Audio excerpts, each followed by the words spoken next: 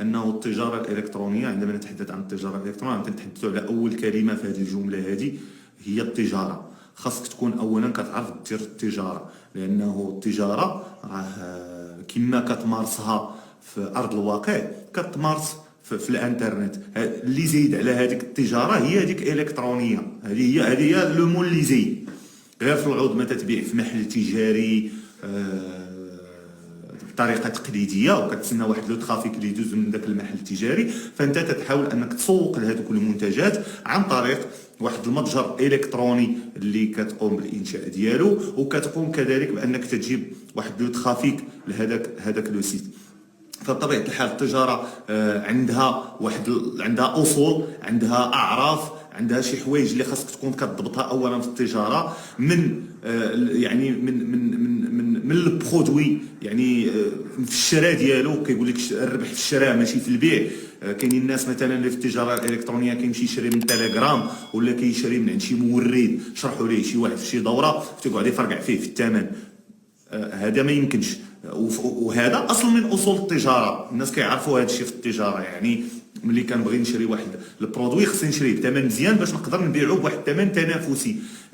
للاسف الشديد انك كتلقى بعض المرات دي برودوي كيتباعوا ب 30 درهم 25 درهم، كتلقاهم في تيليجرام واصلين 50 درهم 60 درهم. اذا انت اخويا بلال ملي كتمشي اولا وكتشري هذاك المنتوج بواحد الثمن ديال 60 درهم، فانت راه ماشي بحال مول 30 درهم، حيت هذاك مول 30 درهم غيعرضوا بواحد الثمن تنافسي، غيكون طايح عليك السوق بجد. ملي غادي تبغي تبيع انت ما غيتباعش ليك، وهذا الشيء تيأثر على ديك الكترونيه. حنا دابا هنا تنهضروا على التجاره، ها الكترونيه فاش غيأثر عليك؟ انا نقول لك، لانه انت ملي غادي تبغي دير فيسبوك ومثلا وغادير كليك بير بيرشيز، يعني كتقول الفيسبوك انت غادي تخدم ليا انا سمسار، انت خدام ليا سمسار، جيب ليا واحد يشري.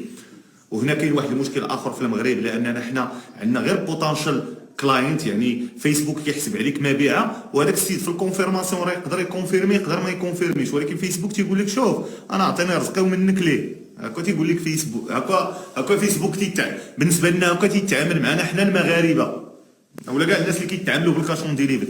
لانه حنا عندنا ماشي هي بالنسبه للفيسبوك بيرشيز، خصها تكون حنا بالنسبه لنا هو واحد يحط لاكارت بونكير ديالو ولا بالباي بال ديالو ويخلصني نشد الفلوس ونصيفط ليه السلعه. ديك الساعه الا عطيتو الكونفرشن بير بيرشيز، الا قلت لفيسبوك هاك الكوميسيون ديالك على حساب يشري من عندي شي واحد تالا دارها راه جات معاه. دابا المشكله عندنا هنا في المغرب، اولا كاع الناس اللي كيخدموا الكاشون ديليفري سواء في المغرب سواء في افريقيا سواء في الخليج، هو عندنا بوتنشال كلاينت، يعني هو كيحسب عليا مبيعه فيسبوك، ولكن هذاك السيد يقدر ياخذها ولا ما ياخذهاش. المهم هذا موضوع عارض. بالنسبه للموضوع الاساسي هو قلنا انه انت فيسبوك ملي كدير معاه هاد، حيت الكونفرشن بير بيرشيز كما كتعرفوا فيسبوك كيجي كياخذ واحد العموله مقابل عمليه شراء. دابا فيسبوك حتى هو راه مطور، حيت انت اخويا انت شاري برودوي ب 50 درهم ولا 60 درهم، غادي تعرضوا للبيع بواحد نقولوا اسيدي حنا واحد 200 درهم ولا نقولوا 200 درهم، انت غتبيعو ب 200 درهم. وكاين واحد بحالك تيبيع نفس البرودوي حتى هو داير الاشهار كيبيعو ب 140 درهم. فيسبوك اش كيدير؟ كيشوفك انت كتبيع نفس البرودوي ولا الاشاره لي روبو ديال فيسبوك، راه كيشوفك انت عندك هذا البسطام هذا، فيسبوك تعرف واحد اخر عنده نفس تيبيع نفس البسطام، تعرف هذا بسطام وتعرف هذا بسطام وتعرف هذا البسطام بحال هذا البسطام.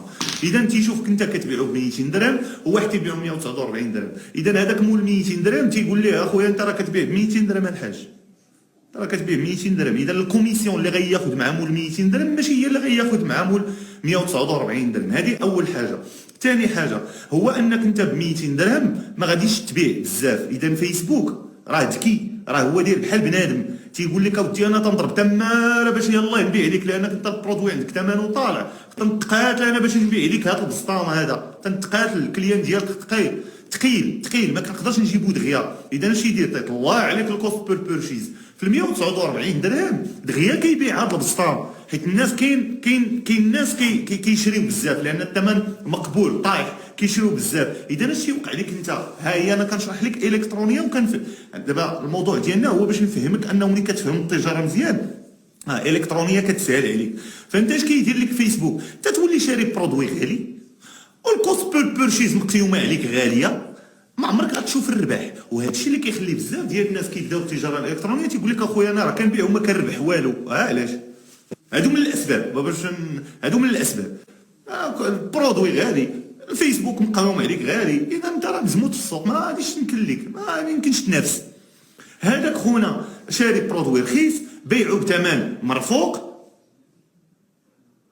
والكوست بير بيرشيز طايحه عليه رخيصه، لانه بطبيعه الحال البرودوي كيتمشى ليه مزيان والكوست بير بيرشيز طايحه عليه. فلهذا اخويا انت كتسولني كيفاش نبدا التجاره الالكترونيه، خاصك تقرا التجاره، خاصك تفهم التجاره فيها بزاف د الحوايج. نعطيك ثاني واحد المثال على التجاره. كاينه واحد المساله اللي معروفه في السوق ديال تيقول لك مثلا هذا السيد عنده كلمه في السوق، هذا السيد هذا راه عنده كلمه في السوق. اشنو هي الكلمه في السوق؟ الكلمه في السوق راه راس مال، والتجاره هنا في المغرب او في العالم بكامله كتعتمد على الكلمه.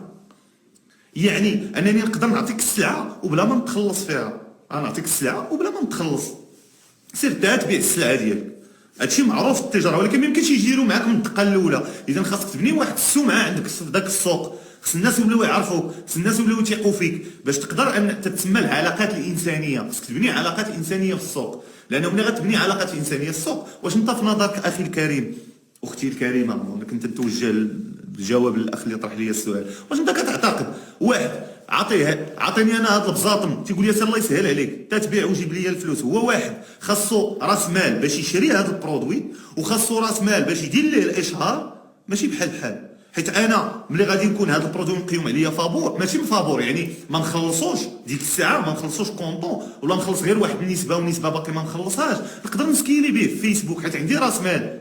دابا ثاني هادو غادي نرجعوا ثاني من المشاكل ديال التجاره الالكترونيه اللي تطيحوا فيها الدراري، هو تيلقى راسو شرا البرودوي وما قدرش يسكيلي به لانه ما عندوش الفلوس، تيتسنى حتى يدخلوا الفلوس ديال اللي باع، عاد يقدر يعاود يدير الاشهار، عاد يعني كيلقى راسو في مشكل. اذا هادو من الحويجات غير باش تفهموا انه راه ملي كنهضروا على التجاره الالكترونيه وهذا الشيء اللي ما كيهضروش عليه كاع، المهم كاع داكشي اللي شفت انا ما تيهضروش على هذه المساله، ديما تيبقاو يشرحوا لكم فيسبوك، غدير الفيسبوك غدير ستور ويشرح لك الستور ويبدا يخربق عليك، تيحاول يفهمك ان الستور راه هو اللي غيبيع ليك، والستور ما عنده حتى علاقه في عمليه البيع، لان عمليه البيع دائما عندها علاقه، وراه قلت هذيك المره ان الستور راه ما عندوش علاقه بانه يبيع لك ولا ما يبيعلكش. ان ستور خاص تكون فيه يوزر اكسبيرينس فقط لا غير، ما يمكنش يبيع لك ستور. الستور اللي ممكن يبيع لك هو ديال امازون، هو ديال اي بي. علاش؟ حيت هذوك تيجيبوا ترافيك ليهم، وهذاك الترافيك اللي كيجيبوا دوك الزوار اللي كيجيبوا هما اللي كيتقداو من عندك. انت تقدر كاع ما دير الاشهار وتبيع، ولكن ما حدك اخويا كتخسر فلوس الاد. اذا ما كايناش علاقه بالستور انها كتبيع لك. ف وازيد على ذلك، المهم اللي بغيت نوصل معاك انه بزاف الناس كيشرحوا لكم ديك الالكترونيه ويشرح لك فيسبوك وهذا، ولكن راه ما تيوريكش اصول التجاره. راه خاصك تفهم اصول التجاره باش تقدر انك تزيد داك البيزنس ديالك لقدام. وراه دخلتها مرارا وتكرارا، كاين الناس اللي كيديروا البيع والشراء، راه انا هذوك الناس اللي كيديروا البيع والشراء راه الحظوظ ديالهم انهم ينجحوا في التجاره الالكترونيه ديالهم كثار من الناس اللي ما عمرهم داروا البيع والشراء، حيت هذاك اصلا فاهم قواعد السوق. خاصو غير يزيد يفهم شويه القوالب ديال التجاره الالكترونيه، راه يبدا يفرقع، ما كاينش تخرشيش، لانه فاهم قوالب السوق. هادشي اللي كاين اخويا.